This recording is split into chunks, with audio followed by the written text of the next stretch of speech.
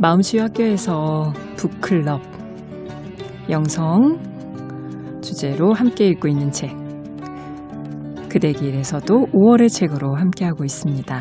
에크하르트 톨레의 삶으로 다시 떠오르기.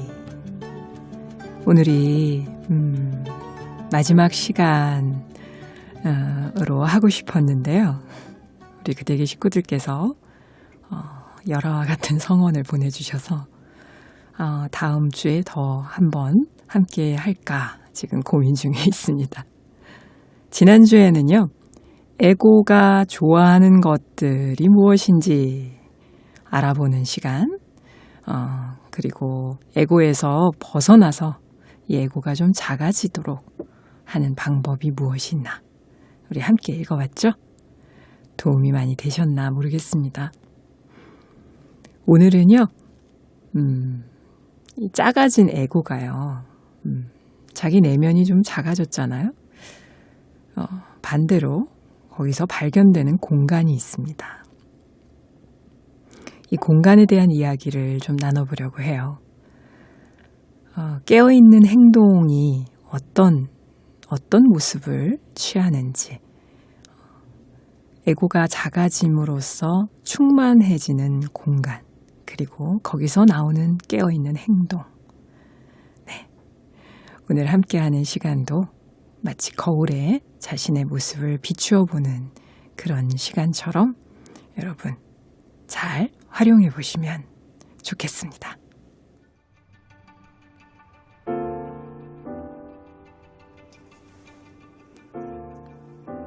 형상과 더 이상 완전히 동일화되지 않을 때 진정한 당신인 의식은 형상의 감옥으로부터 자유로워지면서 내적 공간이 등장한다.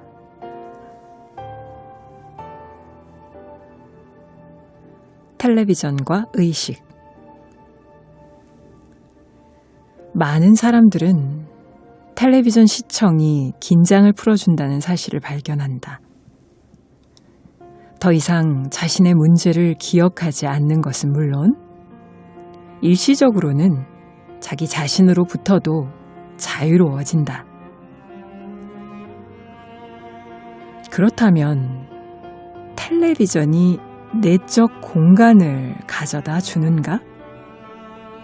그럼으로써 이 순간에 존재할 수 있는가? 불행하게도 그렇진 않다. 생각을 만들어내지 않는 의미에서만 마음이 활동을 정지하고 있을 뿐이지 실제로는 텔레비전 화면으로부터 많은 생각과 이미지들을 끊임없이 흡수하고 있다. 이것은 최면 상태와 다르지 않게 넋을 잃어버린 상태에서의 수동적인 깨어 있습니다.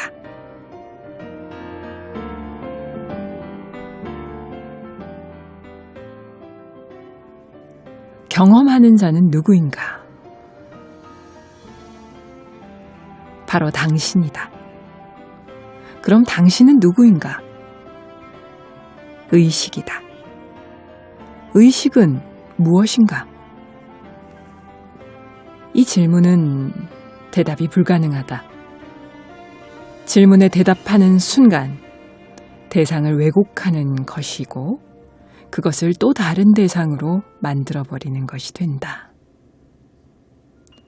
주체자인 나, 그 아는 자 없이는 어떤 것도 알 수가 없고 인식할 수 없으며 생각할 수도 없으며 느낄 수도 없지만 그 아는 자는 영원히 알 수 없는 것으로 남아 있어야만 한다. 왜냐하면 나에게는 형상이 없기 때문이다. 그 공간이 나의 순수한 있음의 삶이다. 나의 순수한 있음도 시간을 초월해서 있고 영원하다. 그 공간 안에서 일어나는 것들은 상대적이고 일시적이다. 쾌락과 고통, 어둠과 이름, 탄생과 죽음이다. 내적 공간을 발견하는데 가장 큰 방해물, 그 경험하는 자를 찾는데 가장 큰 장애물은 경험에 너무도 마음이 사로잡힌 나머지 자기 자신을 잃어버리는 것이다.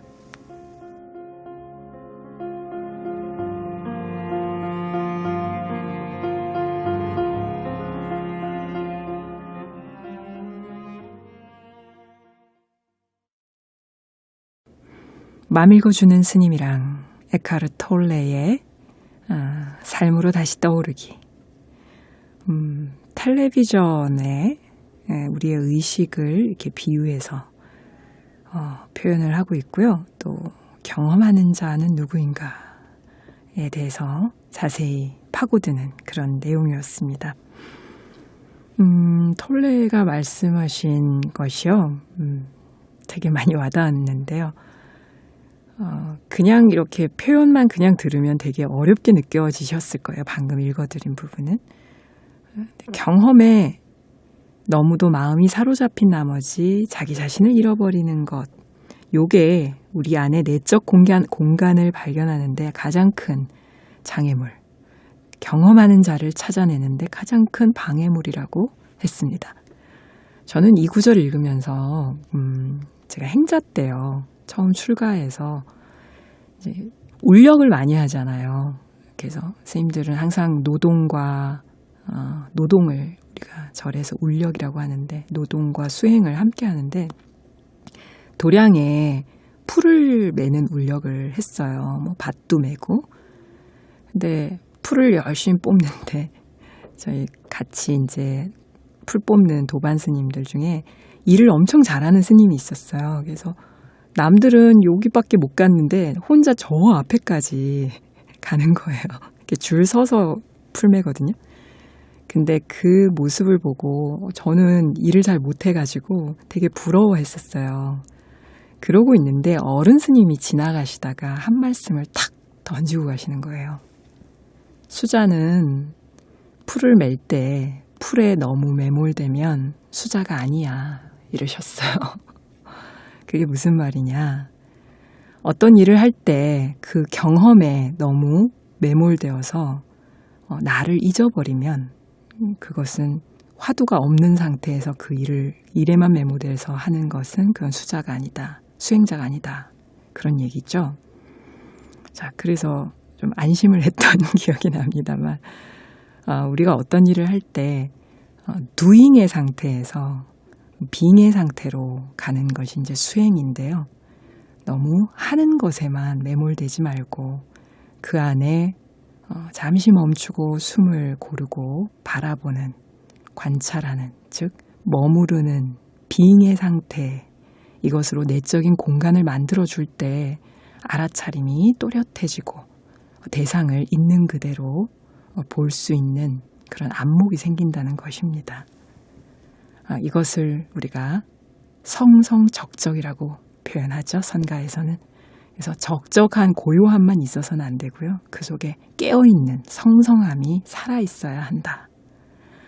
네, 그래서 우리 톨레는 이 부분에 대해서 아는 자가 살아있어야 된다고 표현을 했습니다. 그래서 이 아는 자는 의식이다, 경험이다, 누구다 이런 이름을 붙일 수 없고 영원히 알 수 없는 것으로 남아있지만 또렷하게 순수한 있음으로 살아있는 그러한 것이죠. 그래서 숭산 스님께서는 오직 모를 뿐이라고 화두를 주시지 않았습니까? 기억나시나요? 네, 오직 모르는 그 자리로 들어가는 것. 이것이 바로 에고가 완전히 사라질 수 있는 아주 좋은 길이 열리는 방법입니다. 자, 그러면요.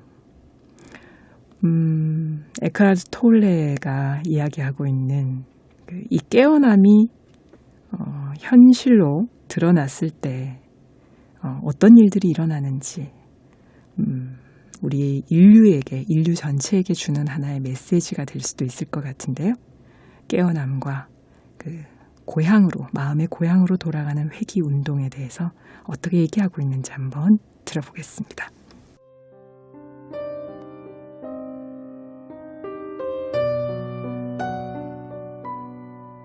깨어남과 회귀 운동. 한 개인의 삶에서 회귀 운동이 일어나는 때는, 즉 늙음과 질병, 심신의 장애와 상실, 개인적인 비극 등을 통해 형상이 약해지고 소멸될 때 영적인 깨어남의 기회가 찾아온다.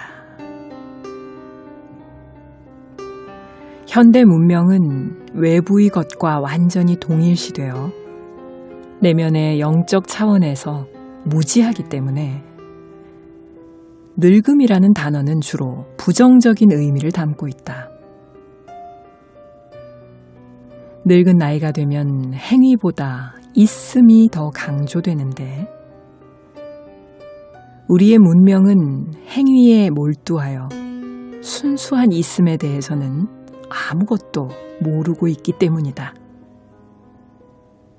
슬프게도 대부분의 사람들은 그 기회를 놓친다.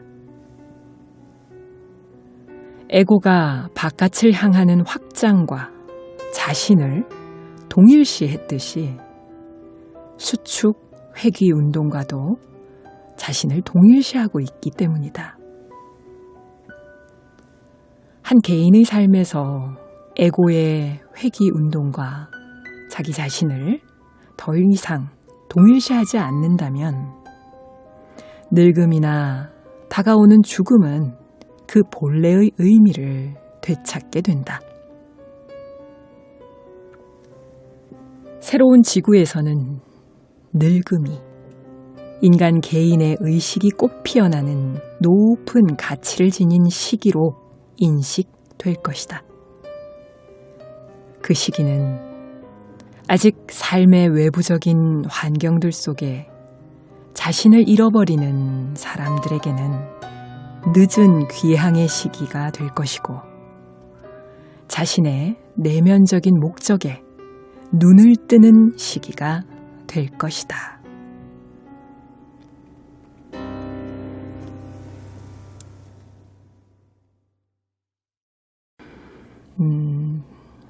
맘 읽어주는 스님이랑 삶으로 다시 떠오르기 함께 읽고 있습니다. 에크하르트 톨레는요, 참 이분의 이 통찰력이 참 대단한 것 같아요. 이 책에 나오는 표현들은 그저 이렇게 말로 이어붙인 그런 언어 유희가 아니라 정말 경험한 명상을 통해서 정말 깊은 의식의 세계를, 무의식의 세계를 여행한 자만 할 수 있는 그런 표현들을 쓰고 계세요. 저는 방금 읽은 이 책 구절을 보면서 우리가 생로병사를 누구나 피할 수가 없는데요. 아무리 잘 사는 사람이라도, 부유하고 권력이 높아도 누구나 생로병사를 겪죠. 이 네 가지 피할 수 없는 고통에 대해서 오히려 톨레는 기회라고 얘기하고 있습니다. 그래서 늙음이라는 주제가 이제 이슈가 다가오기 시작하면 왜 나이가 들수록 그런다 그러잖아요. 귀도 잘 안 들리고 그러죠. 모든 이 몸의 기능들이 자꾸 저하되잖아요. 그러면 굉장히 슬프게 생각하고 그걸 받아들이지 못하는 경우가 많은데, 사실은 이 생로병사, 특히 병에 걸렸거나 이런 일이 있을 때 몸의 기능이 활성화되지 않기 때문에 동시에 행위보다 순수하게 함께 있는, 존재하는 것에 좀 더 집중할 수 있는 기회가 되기도 한다는 사실입니다. 그럴 때 우리 내면의 본래의 본성의 자리, 오르고 내리는 그 마음에 들뜨는, 그리고 가라앉는 이런 헐떡임을 넘어서서 본래의 고향, 마음 고향으로 돌아가는 회귀운동, 그래서 내가 이 세상에 왜 태어났는지 내면의 진정한 목적에 눈을 뜨게 되는 것이다. 그 기회를 놓치지 말자. 라고 얘기하고 계시네요. 우리의 회귀 운동, 고향으로 돌아가는 길은 지금쯤 어디에 있으신가요? 자, 그러면 언제, 어떻게, 어떤 방법으로 우리가 고향으로 돌아갈 수 있을지, 나의 삶으로 다시 떠오를지, 마지막 장에서 깨어나는 방법 함께 읽어봅니다.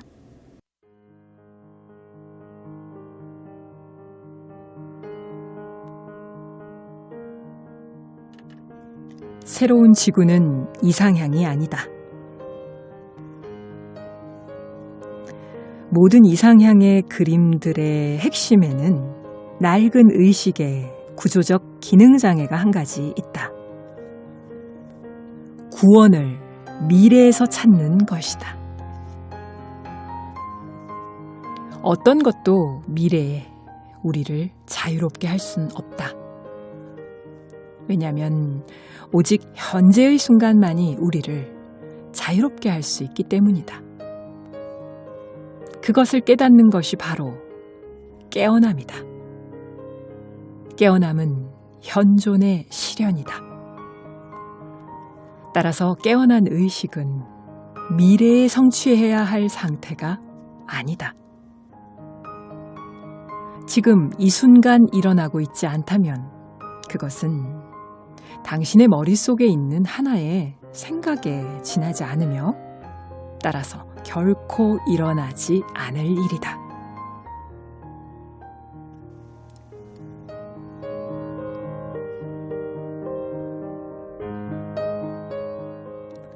깨어있는 행동의 세 가지 방식은 받아들임, 즐거움, 열정이다.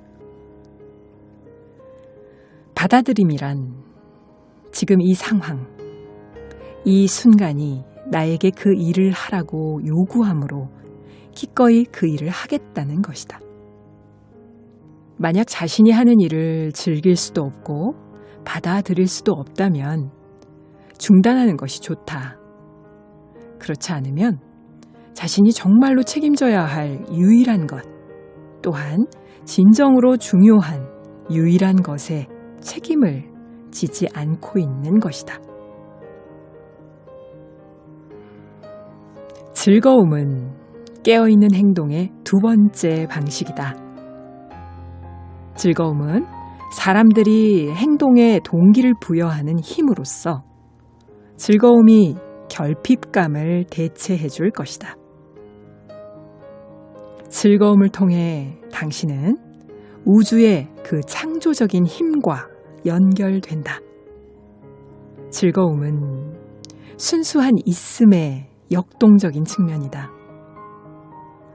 기쁨은 당신의 내면 깊은 곳으로부터 당신이 하는 일 속으로 흘러 들어가며 그렇게 해서 이 세상 속으로 흘러 들어온다. 순수한 있음의 기쁨은 의식이 깨어있는 기쁨이다.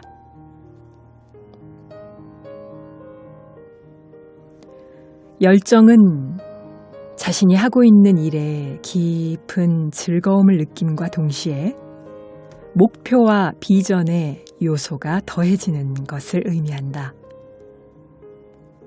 창조적인 활동이 절정에 이르렀을 때는 엄청난 강도와 에너지가 동반될 것이다.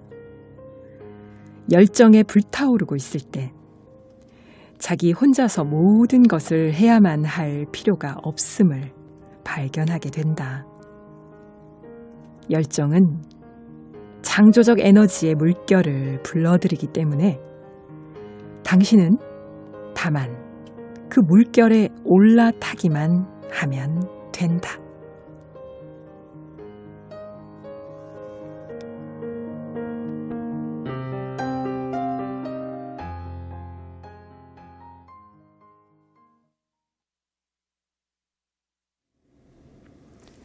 네, 에카르트 톨레의 삶으로 다시 떠오르기. 깨어있는 행동이 이 세 가지 방식으로 나타나는 걸 보셨습니다. 받아들임, 즐거움, 열정. 이것이 지금 이 순간 일어나면 바로 여러분은 에고로부터 자유로워져서 지금 이 순간 삶으로 다시 떠오를 수 있다. 네. 어떠셨나요? 오늘 함께한 시간. 우리 삶의 이 전체를 향해서 한 걸음 한 걸음 걸어 들어가서 아주 밑바닥에 있는 에고로부터 또 깨어나는 삶으로 다시 떠오르는 이 모습까지 마치 여행을 한 기분입니다. 네, 여러분과 함께한 여행이라 저도 더욱 의미 있었어요. 네, 이어서 다음 주에 또 만나 뵙도록 하겠습니다. 아름다운 세상을 위해